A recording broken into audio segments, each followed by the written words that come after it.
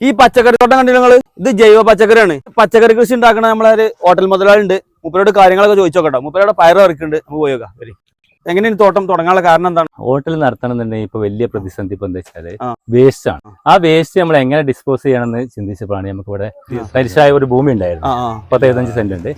അത് ചുറ്റുപാട് മതിലിട്ടാണ്ട് വെണ്ണീര്, ചായപ്പൊടി ചണ്ടി, അതുപോലെ തന്നെ ഫുഡ് വേസ്റ്റ്, ജൈവവളം മാത്രം. ഇത് കൃഷിപ്പണിക്ക് ചെയ്യലാണ്, കുഴിച്ചിട്ടതും മണ്ണിടലും ഒക്കെ നമ്മൾ ജ്യേഷ്ഠന്മാര്, പെങ്ങന്മാര്, പെങ്ങളെ കുട്ടികള് അവരെല്ലാരും. ഇതിൽ വെള്ളമല്ല, ഇതൊരു പറമ്പാണ്. അത് താഴത്തെ ഒരു സെന്റ് സ്ഥലം പാടത്തെടുത്തുകൊണ്ട് ഫുള്ള് വട്ടക്കണ്ടെടുത്തുകൊണ്ട് അതിൽ 4 മോട്ടർ ഉണ്ട്.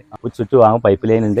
സ്പ്രിങ്കിൾ വർക്ക് ചെയ്തുകൊണ്ടിരിക്കുകയാണ്. താഴെഭാഗം സ്പ്രിങ്കിൾ ഉണ്ട്. പുതുതലമുറയോട് പറയാനുള്ള ഒരു കാര്യം എന്താ വെച്ചാല് ഈ ജൈവ കൃഷിക്ക് പുതുതലമുറ തിരിച്ചു പോകണം.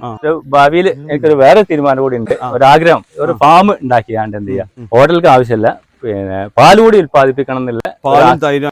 ഇപ്പൊ ഇതിൽ നമുക്ക് ഇഞ്ചി, പച്ചമുളക്, ഇളവം, മത്തം, വെണ്ട, വൈതന, മുരിങ്ങ, കയ്പ, ചേന, കായ, പയറ്, വെള്ളരി, ചേമ്പ്, പടവലം, വൈതന, ഒരുവിധം പച്ചക്കറി, എല്ലാ പച്ചക്കറി. എന്റെ ആഗ്രഹം എന്താ വെച്ചാൽ നല്ലത് കൊടുക്കണം എന്നാണ്. പക്ഷെ നല്ല സാധനം ഇപ്പൊ കിട്ടാനില്ല. ജ്യേഷ്ഠൻ പഴയ ഒരു കൃഷിക്കാരനാണ്. പിന്നെയാണ് ഞങ്ങൾ ഹോട്ടലിലേക്ക് തിരിഞ്ഞത്.